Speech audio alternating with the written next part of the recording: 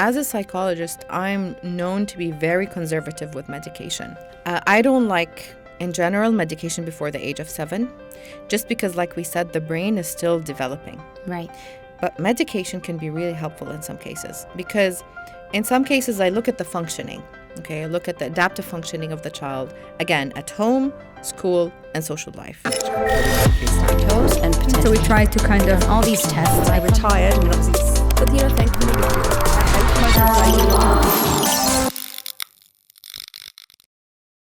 So what are the assessments that you do with children other than the MRI? I mean, we spoke about that, but what are some like practical assessments that you do? Like when a child comes in, and sees Dr. Haneen, what are certain things that you do to determine whether or not they have these difficulties? Yeah. The MRI is only used for research. Right. We never recommend MRI to detect ADHD or not. Okay. That's just, research purposes. But there is a gold standard. And we take it from the people who have created the DSM. It's very Western-based, by the way, which is a whole other topic. Yeah. But basically, what we need to do is we need to do an initial consultation. You take all the history of the child. And then there are what we call standardized assessments that are done for children that will look specifically at the child's ability to focus, concentrate, impulsivity control. One of them is the WISC, which is the IQ test. Okay. The other one is called the Wyatt, which is an educational test, for example. Then a school observation is done, where the child is observed in school if they're younger than 12. You do a teacher interview, lots of questionnaires. They're standardized questionnaires to see if the level of difficulty is within clinical significance. Because like you said, some kids are hyperactive, but that doesn't mean that there's anything. Exactly. So you check if this hyperactivity, is it within clinical significance or not? The attention, is it within clinical significance or not? Is there anything else going on? And the child gets an interview as well. The child fills a questionnaire. You have a chat with the child and get their point of view. Then you write out a report and you meet with the parents first and the school second. So the school is heavily involved in the whole process. And we're very lucky in Dubai. Schools are so open. There's so much training that goes into this. Yes. They're very involved. They're very willing to do whatever it takes. Any resources, they get on it. So I've been very, very lucky with all the schools that I've been working with, that they are very open to anything that needs to be done. Okay. Sometimes you feel like there might not be resources from the school itself. Right. But in general, schools are very open to receiving this kind of information. That's great. I mean, it's good to have at least teachers that are receptive and, that are willing to be part of the solution rather than, making it worse. Is there any, case, without mentioning, too much and revealing their identity, of course, but is there, a case that you would think is worth mentioning, like a child that came in maybe that spoke to you or a parent? Is there anything that came across that you felt like was fascinating or a case that was, that required some extra attention? It's always, for me, it's always nice to see how the child can take this and turn it into a uniqueness for them. Okay. So you're going to know how many years I've been in practice from this story. But this child came to me and he was diagnosed and he was really struggling in school. But then with a lot of support and a lot of therapy, he came to visit us years later. He was a very successful director. Wow. So he said to me, don't get me wrong, Coach Haneen, I still can't sit still. Okay. But now it's a good thing because I can be on set and then I can have meetings and then, this energy is serving me well. Yes, I'm late to meetings, and yes, I can't put things in writing, and I have an assistant that has to follow me around because he's an ideator. He has lots of creative ideas because, subhanAllah, when one part of your brain is has a little bit of a deficit, other parts of your brain are very active. So he is so creative. Like, I've seen his movies. I'm like, how did he think of that? So he's taken this, whatever you want to call it, and he's focused on the good qualities. And this is, for me, this is what I hope to do.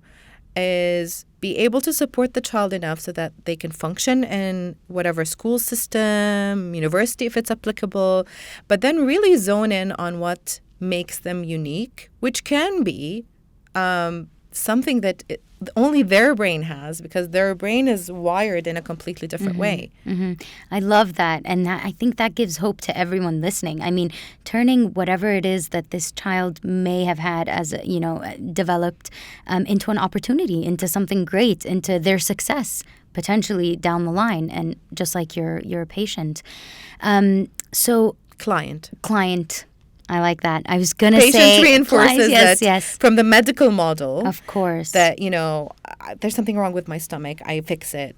But client is like you and I. Like everyone. A guest that's coming to visit. I'm not here to fix a problem. Yes. I'm here to help you grow into your potential, whatever that Of course. might be. No, I absolutely like that, and I appreciate that you keep reinforcing that. Please continue to do that, because I absolutely agree. And I think the key that you just mentioned is, when someone is, let's say, deficient in one area, you find that in other areas, it's like their senses are heightened, their creativity is heightened.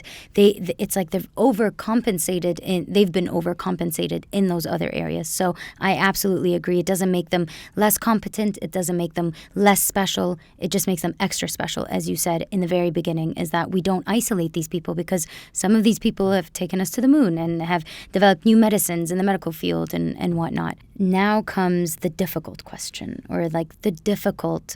those were easy? Those are okay. No, I don't mean easy in application. I mean the difficult, option that some parents try not to opt for: medical intervention and medication. When do you know that a child needs medical intervention or medication, and how do you introduce it to the parents? As a psychologist, I'm known to be very conservative with medication. I don't like, in general, medication before the age of 7, just because, like we said, the brain is still developing. Right. But medication can be really helpful in some cases, because in some cases I look at the functioning. Okay, I look at the adaptive functioning of the child, again, at home, school, and social life. If the home is breaking down, there's so much fighting and argument, and relationships are breaking, and even the parents are fighting, and sibling dynamics are falling down. School is suffering, he's not doing well in school, so doesn't have friends, is going into depression, doesn't sleep at night. If all of these 3 areas of functioning, and I have been trying therapy for a year with the child, I then bring in a psychiatrist, but not any psychiatrist. I have a few that I trust. And the reason why I trust those few is because I like the way they work. They're also very conservative. They start the medication off at very low doses. They always look at side effects, because medication can be a plus for us. They give us, it's a good side of, there are good applications for medications, but then there are side effects. So what you try to do is that the positive things with medication outweigh the side effects. Right. Once the side effects become so severe, you need to increase the dose, decrease the dose, change the medication. There's so many different medications that suit children, don't suit children. So I'm always very conservative, and I take it as an addition to my therapy plan and not the basis of therapy. I do not recommend for anyone to only base their entire treatment plan on medication. This is a big no-no for me. Just because medications are drugs. So if it's like coffee. So if you take your cup of coffee, you will get energetic, but you won't change your muscles. The muscles in your body are the same. If you go to the gym and you change your muscles in your body and you get coffee, then that's great. So this is exactly what medication does. It comes in, it gives you energy to focus, but then when it's out of your system, your brain hasn't changed. The neural connections in your brain, the frontal lobe that we talked about in your brain is not changed.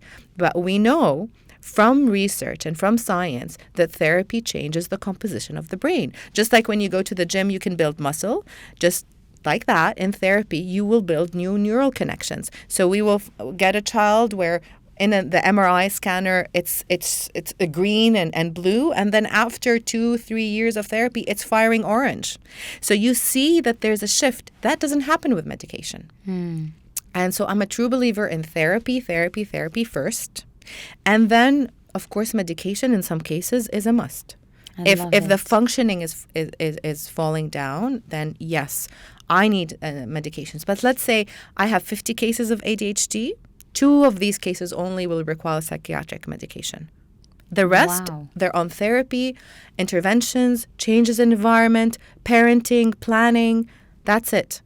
Not 50 we start off with medication and see how, and definitely not under the age of 7. I don't like medication for under 7 just because the brain is changing, and medication changes the composition of the brain, unless of course it's a severe case. Then Right. yes, under 7 might be helpful. Medication might be helpful. Of course. And there are a lot of people that have bad experiences with therapy, and so tend to go to medication as a fast kind of result-oriented kind of solution.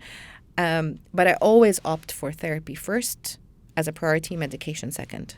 I love it. I love that you said that they go hand in hand. Do not replace the medication. Don't replace the therapy, with the medication, or vice versa. I mean, in some cases, you said it is necessary. There are children that do require that medical intervention. They need the psychiatrist to come and assess and to give them that medicine.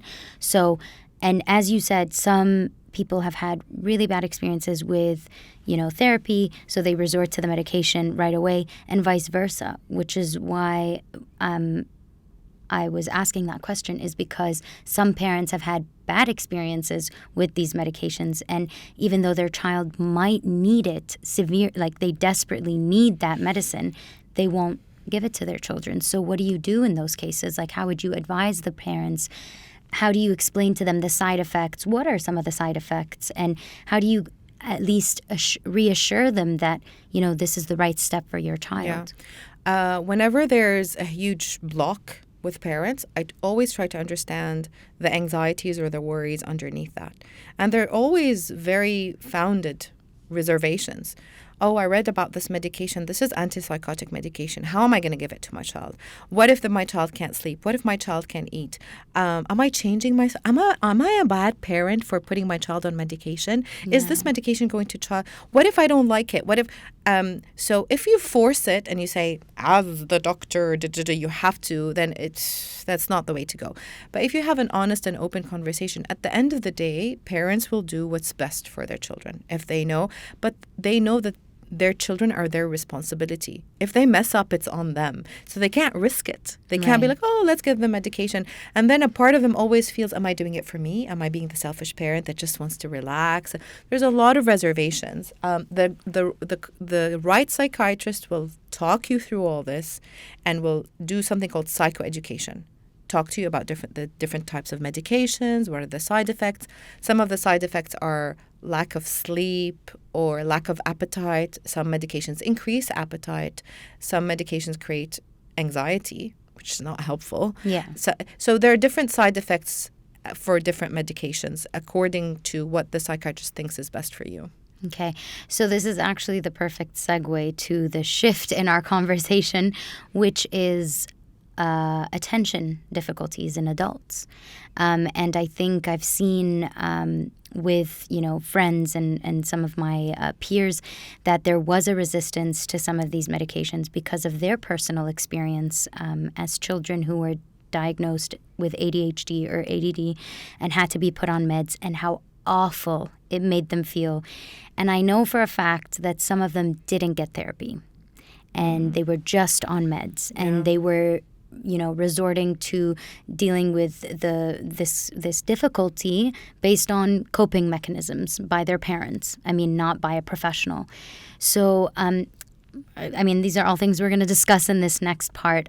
But first off, have you seen an increase in the number of diagnosed adults? I know that you work with children specifically, but have you seen or heard that there is an increase in the number of diagnosed adults with, attention difficulties? Definitely.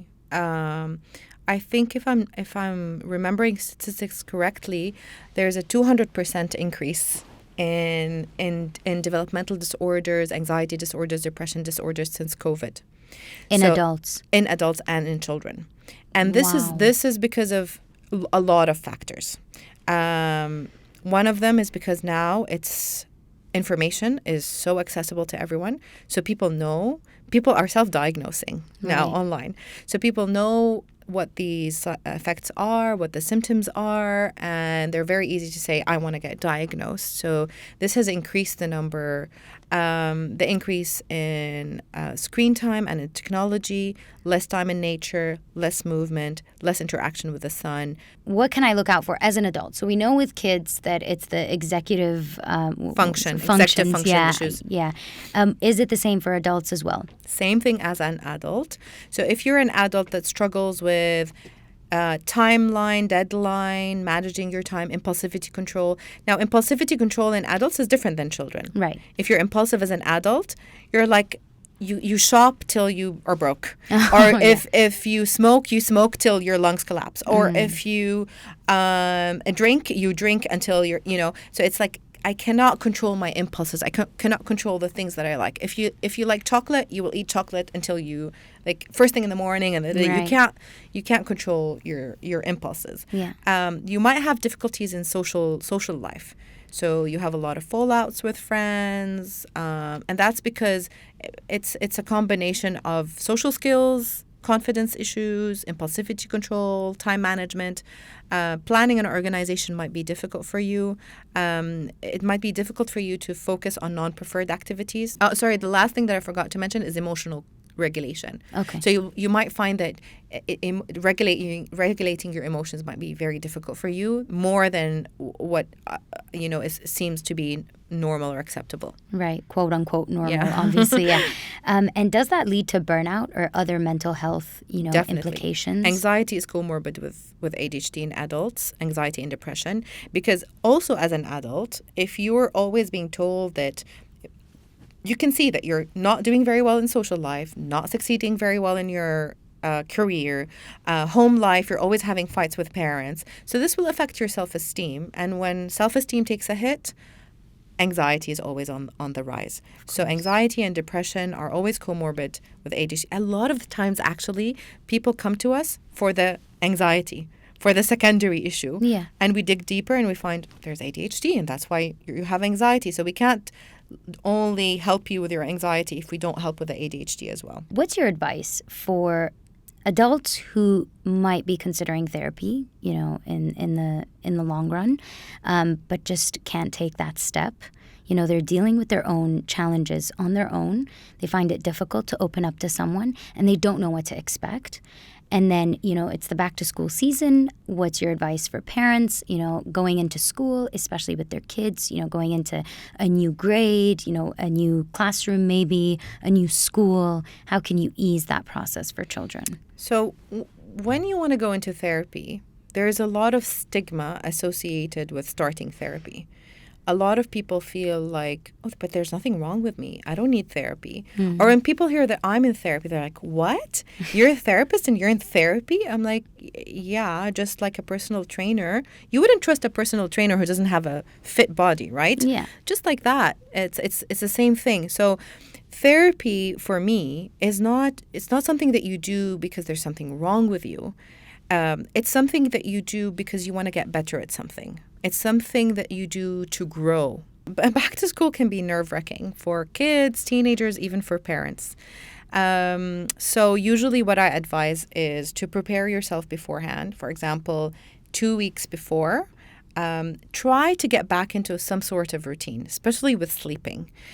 Try to half an hour earlier each day to get back to the same amount of sleeping hours, to get back to the same amount of screen time, because I know that screen time gets out of hand during summer vacation. Yeah. Prepare your kids.